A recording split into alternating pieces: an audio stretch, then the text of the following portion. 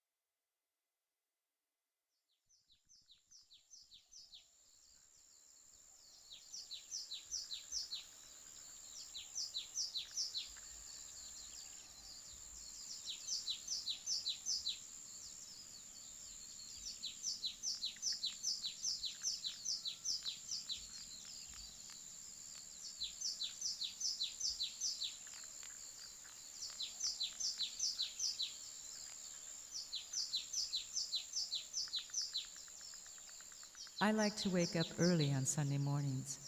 I sit on our deck that overlooks a pond. The warmth of the day slowly burns away the mist, and I listen to the songbirds.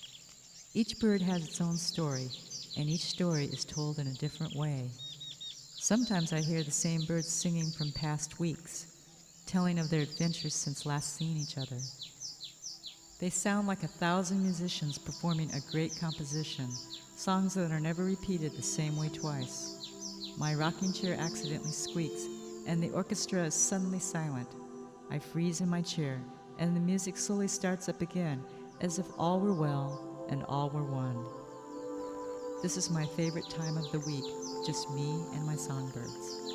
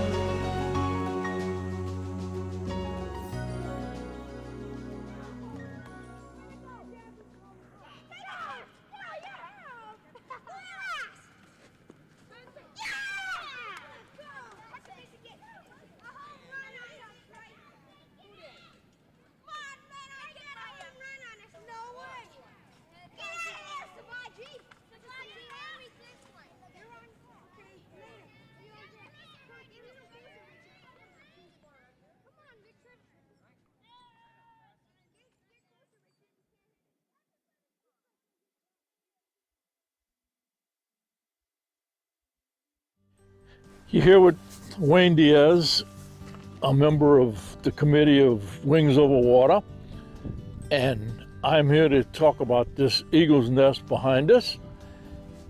And it is the largest eagle's nest that I know of in Whatcom County. It's also the oldest one in Whatcom County. It was built in 1974 and it fell in 1992, and they rebuilt it in 3 days, and it fell again shortly after 2000, and they rebuilt it again in 3 days. I think mainly because the speed of building the nest over is because she had eggs and she had to find a place to put them fast. I learned this from the owner of the property where the eagle's nest is. It was Jerry Swanson, and he has passed away now. He was a young man of 104 years old when he passed away. He told me several stories on the nest. It's the third generation of eagles that was in the nest. And I asked him, I said, well, how do you know that? He said, I know those eagles by heart. I can tell you which ones come and which ones go. Okay, good. After I brought him a few pictures, we got to be real friends, and he would bring me in his backyard to take pictures. And that was all cool. And then I met a friend of mine, Chuck Kinzer, and he lives a couple doors down, and we started taking pictures at the nest together a lot. And I have probably hundreds of pictures of this nest. And I've seen them come and go. And about 5 years ago, one of the juveniles flew out the nest for the first time and hit a tree and injured a wing. And everybody was saying that the eagle they shouldn't have took the eagle away and all this stuff, but they did successfully rehab the eagle and let her back into the wild. It was a female. And I think that this is the easiest one that you can just pass by and look at in this area. And they don't mind people slowing down and stopping as long as you don't get on the property too much. I first met him when he said, young man, he says, come here. He says, you like to take pictures of that eagle's nest? I said, yes, sir. He said, come in my backyard. So he let me in his backyard for the first time then, and then I brought him pictures. Then after that, I could come here almost any time I wanted to. And I hope you pass by here. It's right in the middle of Birch Bay. You can see it from the Birch Bay Drive, and take a look at it. And you'll see the eagles coming in and out of it early in the morning and coming back late in the afternoon mostly. But you might see them at 2 o'clock in the afternoon just resting and perching on the nest. And they usually perch pretty far apart, but as it comes time to nesting time, they get closer and closer on that branch. Thank you for listening, and hope you enjoyed it. And come back to Birch Bay and look for different kinds of birds.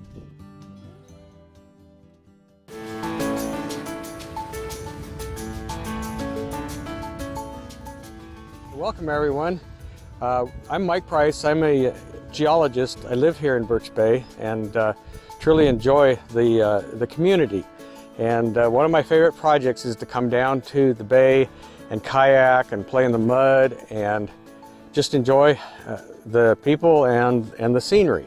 So today what I'm going to do though is I'm going to walk with you up to the north along the Birch Bay Berm, which is a recently constructed feature designed to protect our community from high tides, from inundation, from wave action, and from high water. So we're standing right now at the mouth of Terrell Creek. Now Terrell Creek drains a fairly small area, but it extends clear down to an area west of Ferndale along the refineries at Cherry Point, and Terrell Creek actually enters the saltwater right here. This is a very interesting little drainage because it responds to high tide or tidal influx, and the water will rise on the tide, and it will actually push up the drainage, and we'll have actual upstream flow clear up almost to the park on some high tide events. Now, Terrell Creek's quite interesting because it dumps a whole bunch of water into Birch Bay, and when we have one of these tidal events, like what we call king tides, where the combination of a low pressure system, onshore winds, and a very high tide, typically after a new moon, sometimes a full moon, cause the water to back up in Terrell Creek and push way upstream. So north of here, the county has been working to develop, to maintain a structure called a berm. And this berm is designed to prevent seawater from the bay from encroaching or coming in, flowing over the beach and onto the roads and into people's yards. So we're going to walk up the berm, and I'm going to talk a little bit about it. And I'll be working from some notes, so you'll see me flipping papers around. But in any case, we're standing right at the mouth of Terrell Creek on the north side on Birch Bay. So we're going to walk a little bit over onto the grass here, and you can look into Terrell Creek and see water flowing in or out. We're going to find out in a minute because we're almost at high tide right now. And sure enough, it is flowing out right now, and there's a good amount of storm drainage coming down Terrell Creek because the last few days have been off and on rainstorms. So we might be right past high tide today. It was about an 8.5 foot tide, a little after 1 o'clock. So the tide is pushing back, flowing or ebbing back out, and Terrell Creek is flowing to the sea again. Now, if you notice, there's an awful lot of logs piled along here. Those logs are captured when Terrell Creek does its fluctuation in and out. And sometimes these logs float way up toward the park, and then they float way back down when the tide goes back out. So keep an eye on these logs, because they'll tell us quite a bit about what's going on with our processes here on the coast. Now, if you notice here on the ground, you'll see a whole bunch of debris stacked up with some rock behind it that looks pretty clear. Now, on a typical high tide event, that debris will mark the high tide point of a monthly cycle. And so the last normal high tide we had here was probably right about, with the storm, right up to here. It was, I'll give you an idea. Look at the logs, and you'll know where the last storm event occurred. If you turn around and look back to the east toward Birch Bay Drive, you can see there's our berm. This is a brand new feature. This piece was actually started in December 2019, January 2020, with some initial grade work where a company that we'll meet later called Granite Construction brought in many tons of fill material and placed that to create a barrier, an obstruction, so that seawater will not cross over the berm and go onto Birch Bay Drive. We'll look at some features on the other side of the berm soon that are designed to capture any water that does cross and take it back to the sea. So with that, let's start walking up the beach. Just kind of keep an eye on the logs along the shore, this little grassy slope here, which is pretty well protected, and the berm, which is designed to protect the community of Birch Bay. This berm it will eventually extend for about 1.5 miles from this point here all the way up to a street called Cottonwood, which is up north of where Harborview Drive comes down to hit the bay. So why are we having to build a berm? It turns out that 10,000 years ago, after the last major Canadian or Cordilleran ice melted out, means it came from Canada, piled up here about 7,000 to 8,000 feet thick, if you can imagine that. And then it just melted over time. But by 10,000 years ago, it was melted out. People were living here. The native population was pretty well established along the bay. The bay was pretty much in its modern shape and design. But then, in the early 1950s, the Army Corps of Engineers came in here, and they took away a whole bunch of gravel. They took, if you can imagine this, a yard of gravel is a 3 foot by 3 foot by 3 foot cube. The Corps removed for construction over at a radar facility a mile or more east of here, they removed between 200,000 and 300,000 cubic yards of material. So, after that, the bay started to behave a little differently. We started having these flood events and damaging storms. So, and there was a very unusual erosional cycle that developed in here where material was being transported along the shore like it normally wouldn't be. So the designers and planners put in these little concrete barricades pointing straight out into the water called groins. And these groins are supposed to capture sediment and allow sedimentation to occur on the probably the down current side of the groin. Trouble is, it didn't really work. And in addition to that, a lot of water is flowing into the bay from the land. In fact, behind us is one of the big floodgates where we have a creek that flows into Terrell Creek. And with the high tide, if you don't keep water out of the drainage system, water is pushed way toward land in pipe down here to where you actually have salt water coming in and inundating land features. This one is mostly underground. There's a second one that we'll see up north that is above ground that had to be completely rebuilt by Granite Construction to maintain a new flow regime with water coming from the land going into the bay here locally. So we're starting out at the beginning of the berm, the south end of the berm. And you'll see that there's logs scattered all over here. Some of those are natural, some of those were actually replaced by Granite when they finished this part of the project. In fact, they had a huge log yard stacked right here, a big stack yard to store all of those big logs that they would use as they went up the beach. So we're going to walk up the beach now and just kind of watch things as we go. You'll notice that along the berm it's capped with a crushed limestone.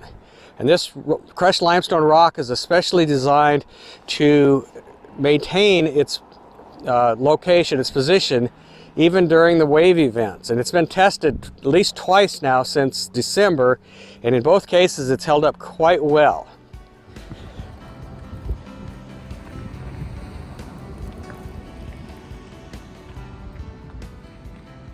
Welcome to stop 2. We're about half away from the mouth of Terrell Creek to the Bay Breeze, the restaurant that's on the water side of the road. And we're standing on the berm at a point that's been temporarily placed or designed so that we can have a way to cross over the vegetation that's been planted on both sides of the berm.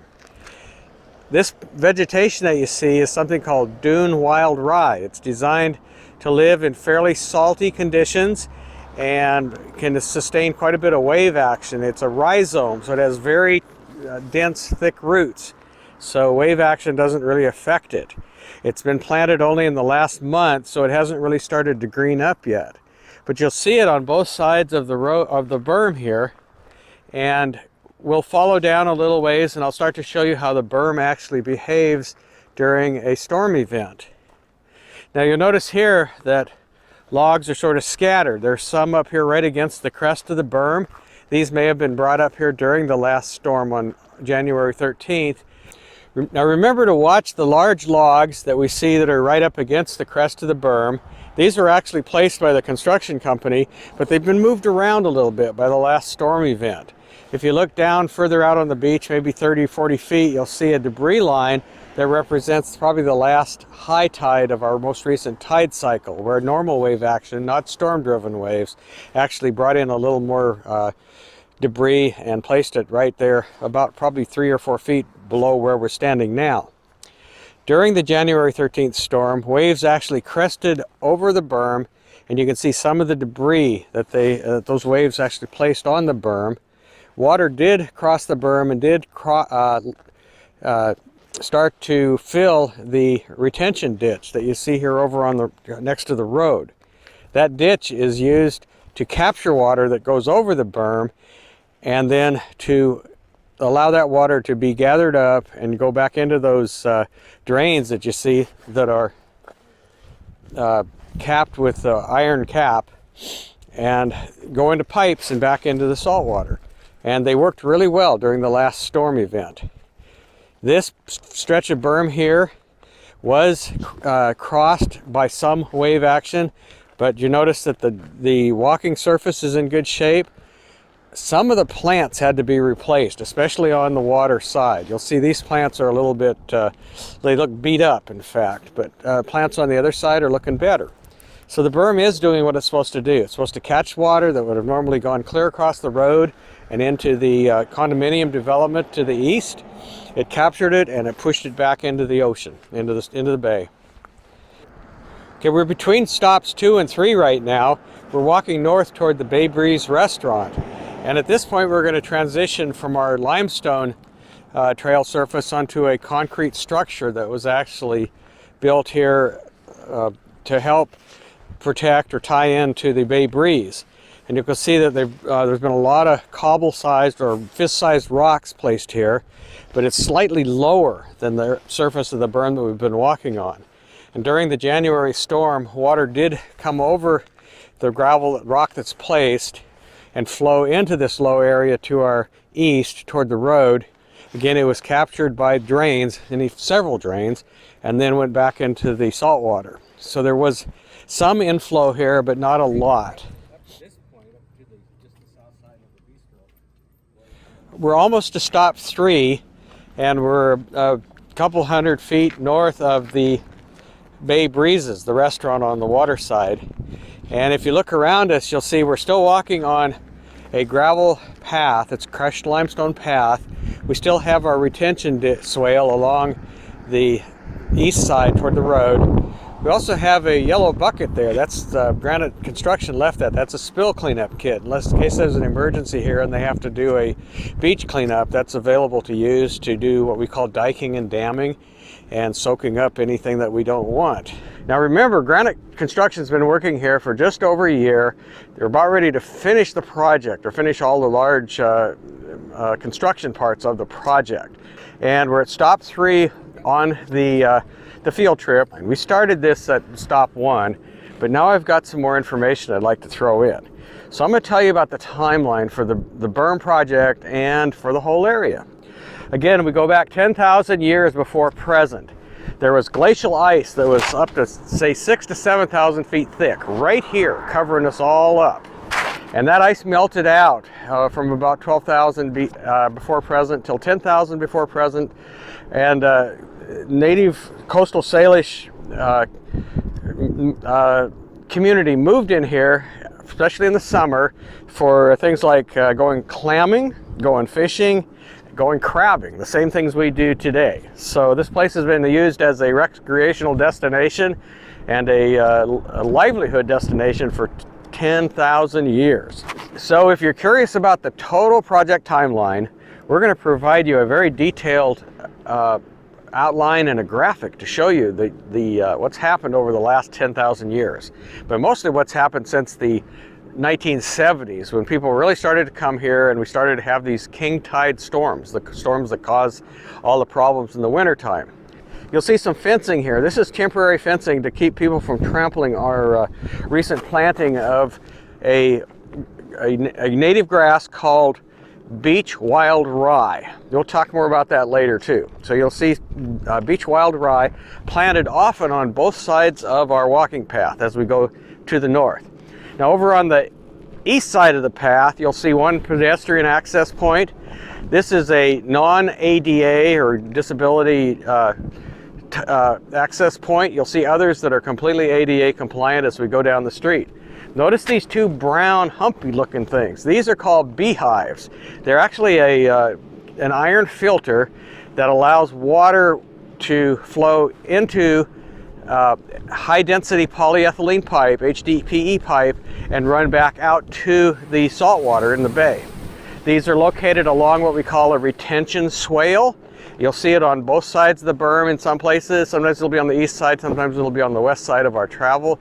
But you'll see the retention berm and these collection points. And we're going to continue now on down the beach, just walking on the trail and talking about things. Now here we see some other things that are happening lately that belong to the driftwood. That's a beach fire that's been abandoned. It's still burning. It'll probably burn until that stump's gone with the way the wind's blowing. One of the things we're going to have to do here is come up with some kind of a plan to manage beach fires. Because once this ryegrass comes up, it is a fire tolerant species, but it's going to be really, really tough to keep it alive if it gets burned out every summer. So when you're here visiting, remember, take good care of our ryegrass. It's going to hold a lot of this surface on both sides of our walkway, both sides of the berm. It's going to maintain it. So we're going to walk on down now, and sure enough, right in front of us, we'll see that the walking path transitions from crushed limestone, which is a very good, easily maintained surface, to actual poured concrete. This concrete is a strip that's about several hundred feet long. It goes from the point we're at now, right by the Raintree Resort. It goes right down to the office for the Birch Bay Chamber of Commerce, and it's designed for all kinds of access, for wheelchairs, kids on strollers. It's not designed for bicycles. It's not, or for motorized wheeled vehicles. This is strictly a pedestrian path. So a mom pushing a stroller is fine, but the kids on their mountain bikes, we wish they'd ride on the road. We're going to continue walking to the north on the concrete path. And as we are walking, keep an eye on both sides of the trail, and you'll see work that's still in progress. You'll see a temporary fence on the west side of the trail. That fence is designed to protect the retention swale, which is now crossed over to the west side of the walking path. It's to keep people, our visitors, from going in on the slope of the berm and disturbing the ryegrass, which is still trying to take root. On the east side of the trail, to our right as we walk north, you'll see that there's still some grade work, what we call flat work, that needs to be done. We've got to finish putting in the paving along this parking strip, and eventually, or soon, once the paving's done, when it warms up, the contractor will come in and put in the striping and some signage for more parking than we've had here before. That's one of the good benefits of this berm project. We've actually gained some parking. It's more organized parking too. People just don't have to park parallel on the side of the road anymore. Now we're approaching a power pole, and around that power pole the contractor has created a planting area, and they've just started to landscape this. You'll see that they've placed some brown bark mulch. They've placed a log. And here, although it's not very nice looking, this will become a receptacle for our pet waste. It's got to be buried in that planting strip. So we'll have pet waste canisters all up and down the beach. We will also have temporary, especially summertime, wheeled bins for your trash. So when you come here to visit, be sure and use the wheeled structures, the wheeled containers, because we've always been very, very careful to clean up trash on the beach. And sure enough, when there's hundreds of visitors here, we have to go out and dump those things several times in a week. So watch for those big green wheel bins in the summer. Okay, we're going to continue walking north to stop 4. And at stop 4, I'll show you one of the major drainage features that's been created or built by our contractor, and you'll get to see how we're actually moving fresh water from the land to the sea, because at this low tide we'll actually see the top of an outflow pipe that goes from what's called a floodgate into the salt water.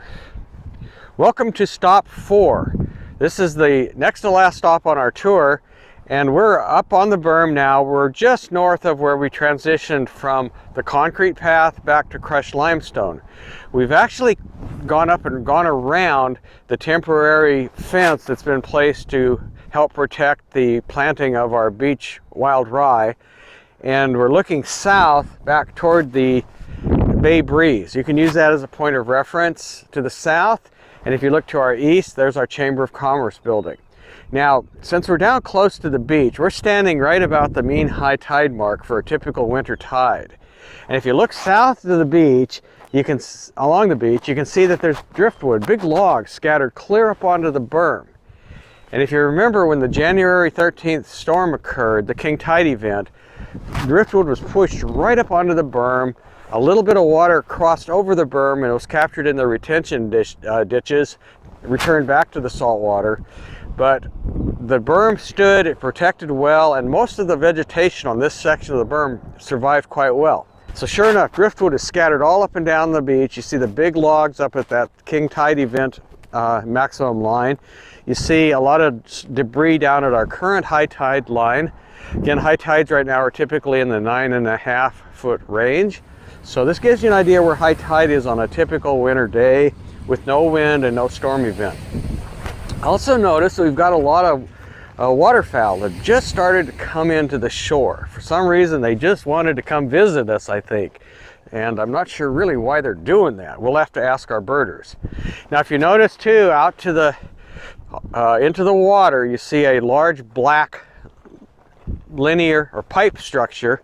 That's a drain. That drain actually flows from underneath the visitor center and directly into the salt water. It's a large diameter, high density polyethylene pipe that connects underground to a tidal gate. And that tidal gate, when it's functioning, is supposed to prevent salt water from going back up into a little creek that's right behind the visitor center and flowing clear up into the now inactive Sea Lakes Golf Course. But the way that tidal gate should work is it'll stop the tide from pushing salt water in, but when the tide goes out, it opens and allows excess water to flow back into the bay. So there's our discharge from our tidal gate. Driftwood scattered all over the beach, and there's waterfowl. Let's turn and look north, okay? Do you see any driftwood up high on the berm? You don't, do you? What's happened here is this construction happened generally after the January 13th storm. This final grading was performed then. All the logs were placed right at the high tide mark down here where we're standing. So you look to the north and we see a very clean slope on the berm. Look to the south and you see where the logs have scattered all along the berm during that January 13th storm. So I'm going to tell you a little bit about that storm before we continue to our last stop. That storm was a classic Birch Bay king tide event. And a king tide occurs when you have a winter high tide, typically just after a full moon, especially just after a new moon. And that tide event, the high tide event, occurs at the same time that we have a low pressure system over the area and a onshore wind, what we call a tidal fetch. So what we had was a storm fetch pushing wave action onto the shore. We had a low pressure event occur, which actually allows the tide to raise an extra 6 inches, maybe a foot above its normal high tide mark. And you combine that with the high tide, very high tide, like 9.5 to 10 foot normal high tide, the extra high tide, the raise in the tide because of the low pressure, and then the storm surge or storm fetch that's pushing waves onto the shore. And that's actually what drove that king tide event. It was very similar to the last event we had here in December 2018 before the berm was built. And during that 2018 event, there was extensive damage, possibly $5 million worth of damage along Birch Bay Drive and into properties along the drive. In fact, in December 2018, one half of Birch Bay Drive was washed out completely, and it took 6 months to get that repaired and back to normal two-way traffic. That happened up north of Harborview, which is still about a half mile to the north of us. Now, just last month, we had another very similar storm event. That was, the waves were of similar size, the tide was just about as high as before, but the berm protected everything to the east of us, to the shore side. And the berm performed very, very well. There was a little bit of debris and slosh onto Birch Bay Drive, and it was quickly cleaned up, and we had traffic restored right away. The crushed limestone path performed very well.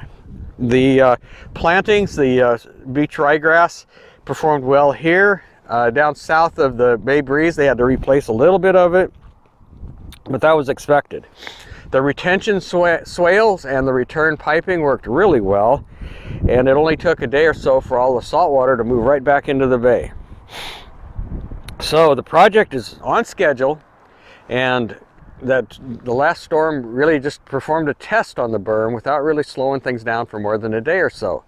So now we're going to cross back over, go back around the fence and continue north on the berm up to the area of the proposed Birch Bay Library, and we'll take one more stop there, and we'll talk about the berm and just review why it was built, how it was built, and just tell you a little more about all the activities on the berm. So we're going to walk north now for about another 200 yards, maybe, and start again. Welcome back. We're now at stop 5, the final stop of our tour.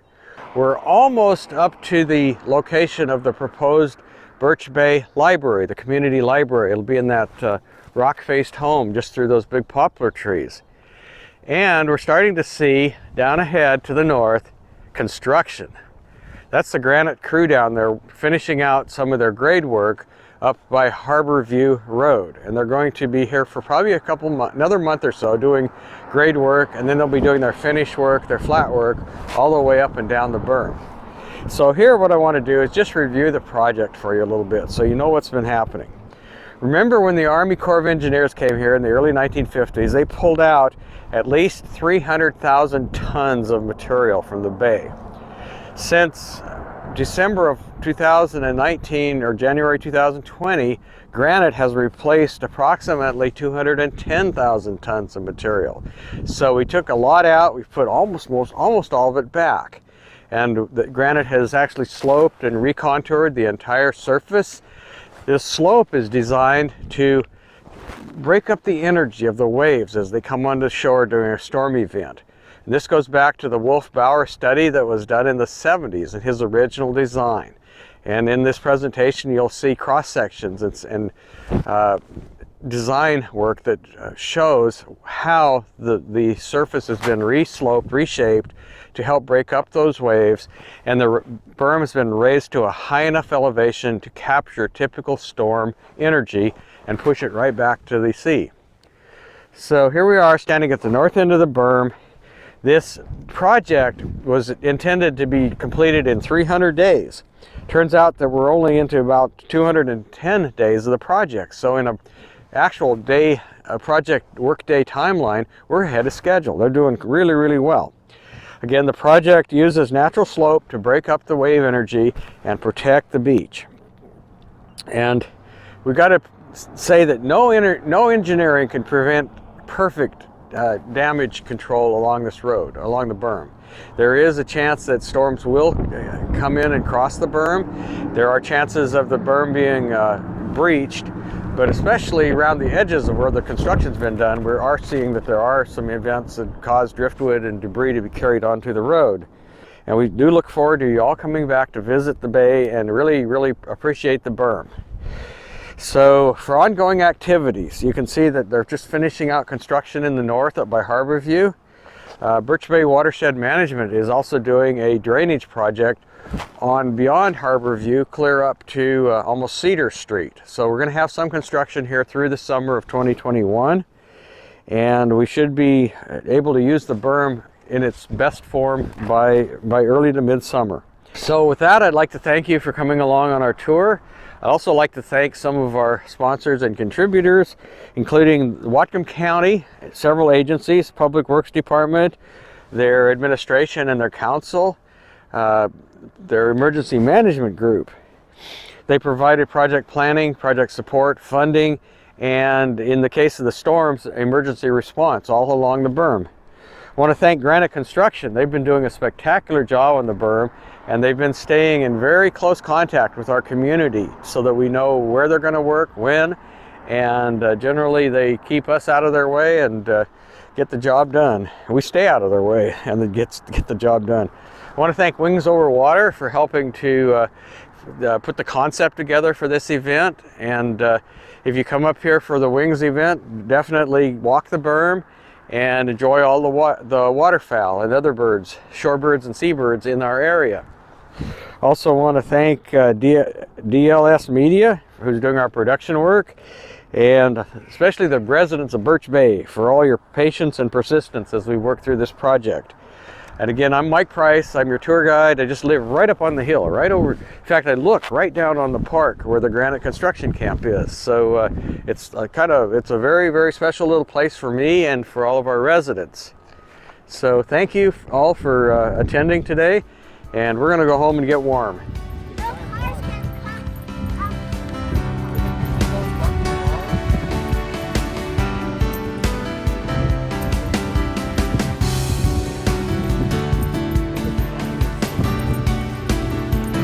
They do change the slope of the bay.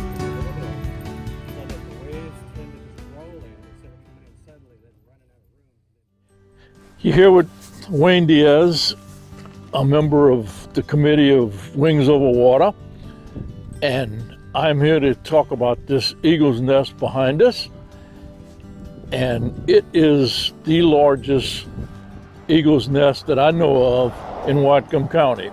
It's also the oldest one in Whatcom County. It was built in 1974, and it fell in 1992, and they rebuilt it in 3 days, and it fell again shortly after 2000, and they rebuilt it again in 3 days.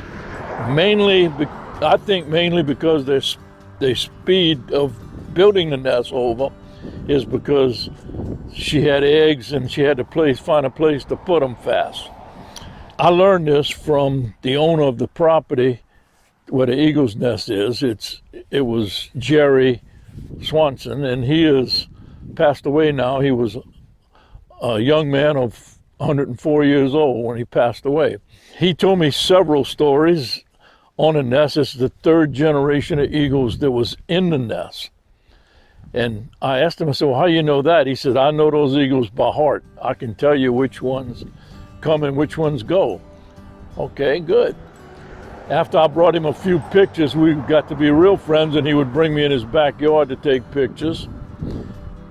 And that was all cool. And then I met a friend of mine, Chuck Kinzer, and he lives a couple doors down, and we started taking pictures at the nest together a lot. And I have probably hundreds of pictures of this nest. And I've seen them come and go. And about 5 years ago, one of the juveniles flew out the nest for the first time and hit a tree and injured a wing.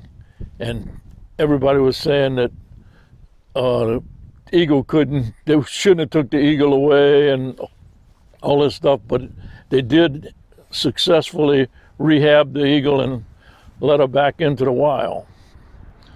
It was a female. And I think that this is the easiest one that you can just pass by and look at in this area. And they don't mind people slowing down and stopping as long as you don't get on the property too much. I first met him when he said, young man, he says, come here. He says, you like to take pictures of that eagle's nest? I said, yes, sir. He said, come in my backyard. So he let me in his backyard for the first time then, and then I brought him pictures. Then after that, I could come here almost any time I wanted to. And I hope you pass by here. It's right in the middle of Birch Bay. You can see it from the Birch Bay Drive, and take a look at it.